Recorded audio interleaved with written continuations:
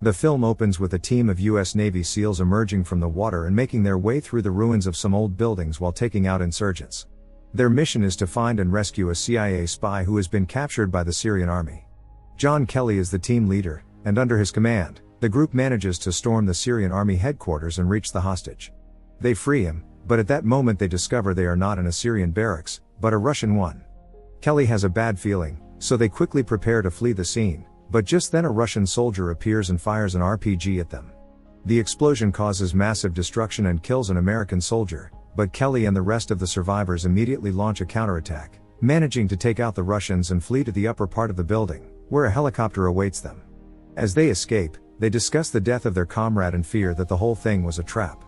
3 months later, Kelly has retired from the army and is enjoying life with his family. However, just when everything seemed to be going well, one of his army comrades, who went with him to rescue the hostage in Syria, is hit by a van outside his home. Shortly after, another of his comrades is driving when a masked man gets out of a car and shoots him dead on the spot. That same night, Kelly and his pregnant wife are getting ready for bed, but the young man decides to go down to the couch to eat something and listen to music.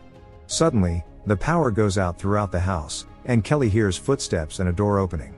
He quickly grabs his gun and goes to see what's happening, discovering that several people have broken into his home and fired at the bed where his pregnant wife was lying.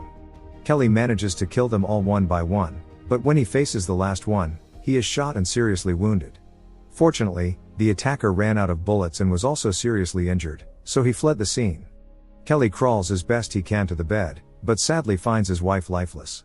Moments later, the man is taken to the hospital unconscious, and after a day of hospitalization, he manages to wake up. His Navy SEAL captain, Karen, visits him at the hospital and informs Kelly of the deaths of his wife and baby, as well as his 2 friends. She notes that the case is under investigation, but they can confirm that the attackers were there solely to kill them. Kelly asks for more information about the people who did this to his family and friends, but Karen says they haven't been able to identify anyone else, and suggests he rest and let her team handle it. Some time later, Kelly finally recovers and joins a special military unit, where he begins his rehabilitation training. Later, Clay, the U.S. Secretary of Defense, summons Karen and Agent Robert to a meeting. Robert, who is leading the investigation, reports that the assassins are Russian soldiers who are members of the FSB, known as the Russian Federal Security Service. Furthermore, he asserts that the Russians did this in retaliation for the attack Kelly's team carried out on the FSB headquarters in Syria. However, the representative announces that the United States will close the case because it does not want to cause problems or confrontations with Russia. Time passes, and Karen can no longer hide it, so she reveals to Kelly that it was the Russians who killed her family and friends. She also tells him that the United States will not press charges against them, to avoid causing trouble. Before leaving, she gives him a document revealing that Andrei was the one who helped the Russians enter the country by forging their passports, so he surely knows the killers. With all this information, Kelly returns home and prepares to avenge the deaths of his family and friends. The young man douses himself in alcohol and walks to Andrei's office pretending to be drunk. However, as he approaches the entrance, the bodyguards insult him and push him, ordering him to leave. Seeing that Andrei has gotten into a car, the young man returns to his own car and follows them closely, seizing the exact moment to ram his car into the side of Andrei's, preventing him from escaping. Kelly douses the car with gasoline and sets it on fire, then climbs in with him and threatens him with his gun to make him reveal the name of the last Russian man, the one who escaped from his house wounded. Andrei refuses, so the young man shoots him in the leg to make him talk, and he finally reveals that the Russian he's looking for is named Viktor Rykov. Upon learning this, Kelly gets out of the car and turns himself into the police without resistance. Karen visits Kelly in prison and informs him that he's in serious trouble for causing Andrei's death. This incident has caused political relations between Russia and the United States to be worse than ever, and some believe this could even trigger a new Cold War. However, Kelly doesn't care and says he will kill everyone involved in the murder of his wife and son. Shortly after, the man returns to his cell, and a guard appears to ask him to stand against the wall, saying they'll take him for a walk, but Kelly refuses. The man fears they want to kill him, and then several officers enter his cell to arrest him, but Kelly fights them and manages to take one of the officers hostage. The man resists, but soon a higher-ranking officer appears and asks him to come along. To calm him down, he hands him a phone, and Kelly hears Karen's voice telling him to obey, so the man agrees and they take him to a closed-door meeting. Upon arrival, the agents ask him to tell them everything Andrei said before he died, and Kelly complies, mentioning the name Viktor Rykov. Upon hearing this, Robert informs him that Viktor Rykov is a former Spetsnaz officer and was a Russian spy who stole a large amount of information from the United States.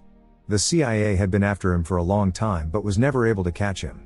According to intelligence reports, Viktor is currently in hiding in Russia, in the city of Murmansk.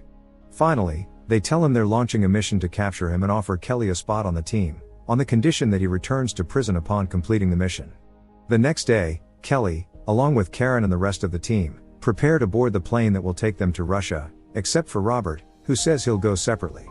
After a few hours of flight, the plane enters Russian territory and is soon intercepted by several Russian Air Force fighter jets, which order them to land at the Murmansk airport.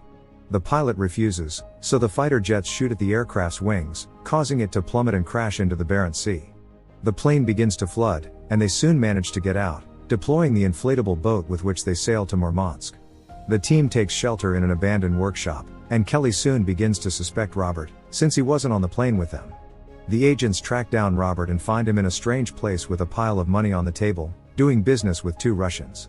Kelly accuses Robert of treason, but the man defends himself by saying he thought they had all died in the plane crash, so he hired those 2 Russians to go after Viktor and kill him. Kelly doesn't believe him and is about to shoot him, but Karen talks him out of it, and they give him another chance. That night, the team heads to Viktor's apartment and is shocked to find his guards dead. The man was waiting for them wearing a bomb vest, sitting with the detonator in his hand. Viktor reveals that he never wanted to harm his family, that he was deceived and manipulated by Russia, and that the same thing is happening to them and the United States. He claims they are merely puppets, and the real goal is to create a conflict so the United States can go to war with Russia. When he finishes, Viktor presses the button and blows everything up. Luckily, the team survives the explosion, but an enemy sniper quickly shoots at them, killing one of their teammates. They take cover, and shortly after, they pinpoint the Russian sniper's position, so Karen and Kelly go after him and kill him from behind. At that moment, the police arrive on the scene along with several Russian soldiers. The team takes up positions and confronts them, but there are too many of them, so Kelly orders his teammates to run to the back of the building and escape, while he distracts them. Kelly then climbs onto the roof of the building and starts shooting, while Lee throwing grenades to help his team flee. When he's done, Kelly puts on the uniform of a Russian soldier he killed and escapes the building, covering his face with a gas mask to pretend he's one of them. The young man steals a car and leaves the scene, heading to his companion's hideout, where they quickly help him and tend to his wounds. The next morning, the entire group boards a ship and escapes from Russia without anyone noticing. In the middle of the ocean, they talk about their lives and reflect on Viktor's words. Kelly laments that upon returning, he'll have to go back to prison and won't be able to find out who planned to pit the United States against Russia. However, Robert suggests that he escape and go after his target, promising to report him as dead in the operation. Kelly thanks him and apologizes for having treated him like a traitor. Some time later, while Secretary Clay is in a restaurant restroom, Kelly appears and confronts him, demanding that he tell him the whole truth. The man refuses, so Kelly kidnaps him in his car and threatens to kill his family if he doesn't talk. Finally, Clay reveals the reason he sent Kelly on the mission. It turns out that the United States wants to provoke a conflict with Russia, as this would help boost the economy and earn the country greater respect on the world stage. Furthermore, Clay claims that the threat of war would help unite the American people, and everyone would fight against a common enemy, Russia. The secretary reveals that Kelly and his team were nothing more than bait, sent to die on Russian soil to provoke conflict. Enraged, Kelly jumps off a bridge into the river, drowning Secretary Clay in the car. A few days later, the military holds a symbolic burial for Kelly, who was declared dead on his mission in Russia, thus freeing him from his prison sentence. The film ends with Agent Robert handing over a recording of all of Clay's statements to the CIA, finally revealing the truth.